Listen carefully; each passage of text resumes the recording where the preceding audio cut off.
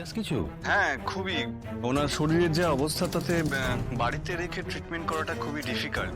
Immediately ওনাকে হসপিটালে shift করতে হবে, কিন্তু উনি তো কিছুতেই রাজি হচ্ছেন না। রাজি হচ্ছেন না কেন? জানি না, উনি বলছেন বাড়িতে রেখে ট্রিটমেন্ট করতে। আমার মনে হলো আপনাকে একবার জানিয়ে রাখা, তাই জানিয়ে রাখলাম। যে কোনো মুহূর্তে যা কিছু হয়ে যেতে পারে।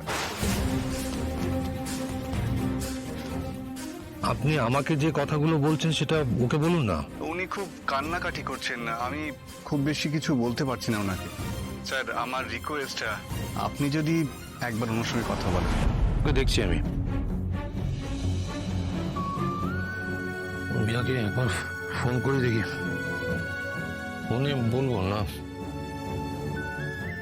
মা আমি আসছি। আর্য,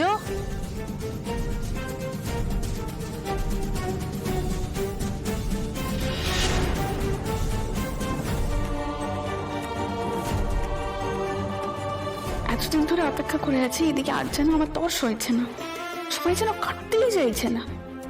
একটা মিনিট কেমন যেন ঘন্টার মতন মনে হচ্ছে।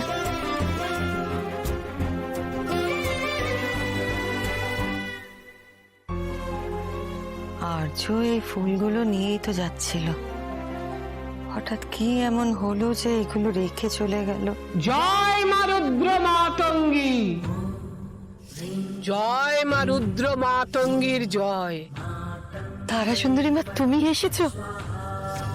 যার জিনিস তার কাছে পৌঁছতে হবে তো। তুমি আমার মনের কথা। মা, আমি তো এই একই কথা ভাবছিলাম, কিন্তু কি করে কি হবে আমি তো সেটাই বুঝতে পারছি না। কাল থেকে আমার সঙ্গে যা ঘটছে তার কোনো ব্যাখ্যা নেই। আমি সারা রাত দু চোখের পাতা এক করতে পারিনি। জানি বিভ্রান্ত হয়ে আছিস,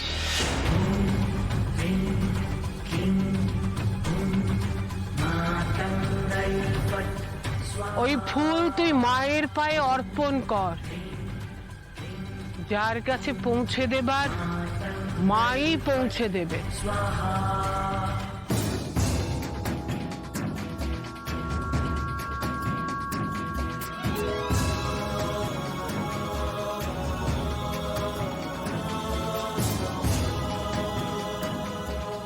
জয় মা রুদ্র মাতঙ্গীর জয়।